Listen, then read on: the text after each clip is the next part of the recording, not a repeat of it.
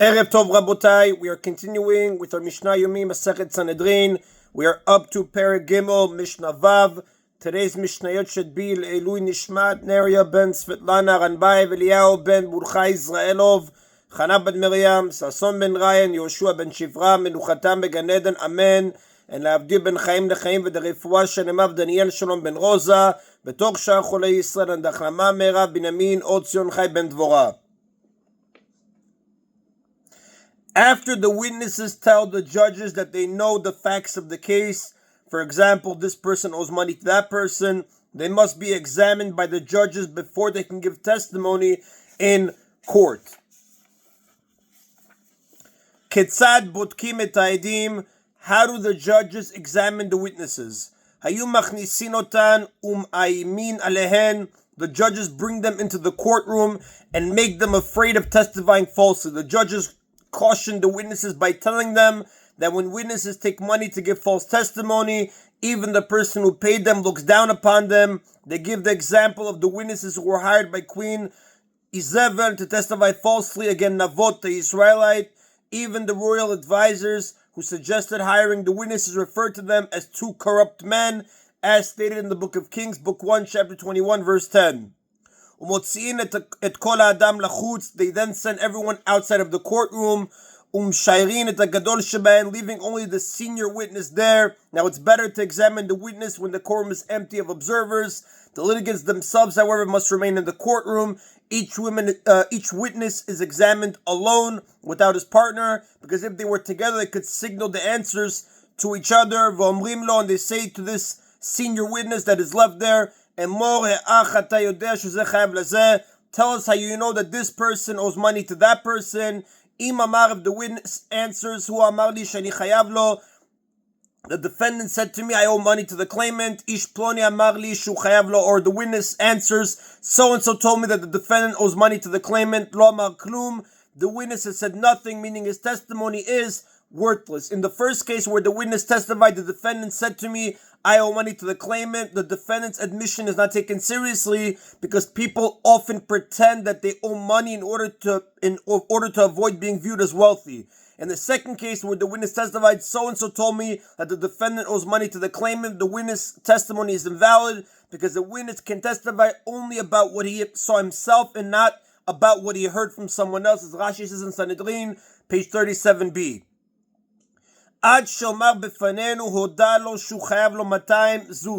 His testimony cannot be used unless he says the defendant admitted to the claimant before us that he owes him 200 zuz, meaning in the presence of the claimant, the defendant said to me and another man, you are my witnesses to the fact that I owe him money.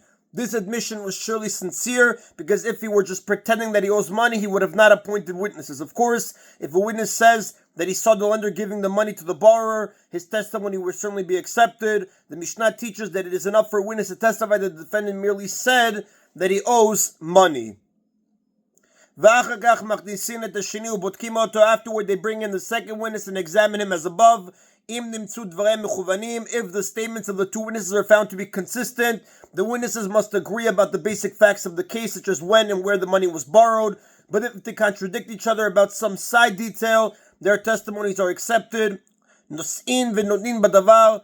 if the statements of the two witnesses are found to be consistent, the judges discuss the case. If two judges say the defendant is not liable, and one says he is liable, zakai, he is not liable. If two judges say the defendant is liable, zakai, and one says that he is not liable, chayav, he is liable. In monetary cases, a majority of one is enough. This is unlike capital cases where a majority of at least two is needed to find the defendant guilty, as we saw earlier as we will see in chapter 4, Mishnah 1. If one judge says he is not liable and one says he is liable,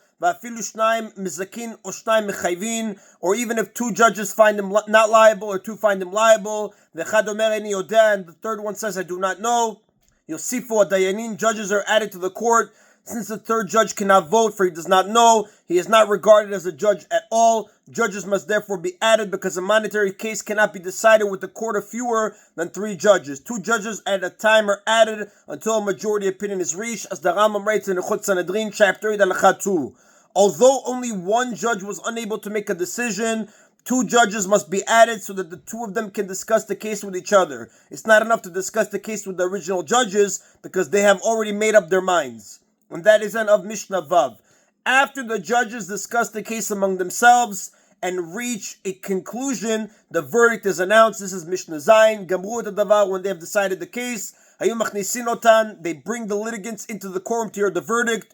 Although the litigants were in court to present their claims and to hear the witnesses being questioned, they were then sent out so that the judges could discuss the matter among themselves without the litigants hearing how each judge rules. Hagadol shebadayanin omer, the head judge says, Ish ploni ata zakai, Ish ploni ata chayav, so-and-so you are not liable, or so-and-so you are liable. Now the opinions of the individual judges must be kept secret.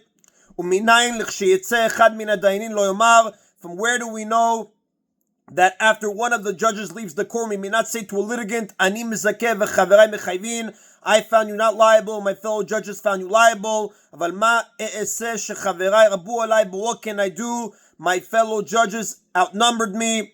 Concerning this, it is stated in the book of Vayikra, chapter 19, verse 16, Lo telech achil ba'amecha, do not go about gossiping among your people. V'omer, and it is stated in Proverbs, chapter 11, verse 13, Holech rachil megales sod, he goes about gossiping, he reveals secrets. In the first verse, the Torah forbids one person to say to another, so-and-so said this about you, or so-and-so did this to you, even if so-and-so's words or actions were proper and correct, as in the Mishnah's case of a judge's ruling in a monetary dispute. The speaker has sinned because by revealing these matters, he arouses hatred and conflict between one person and another.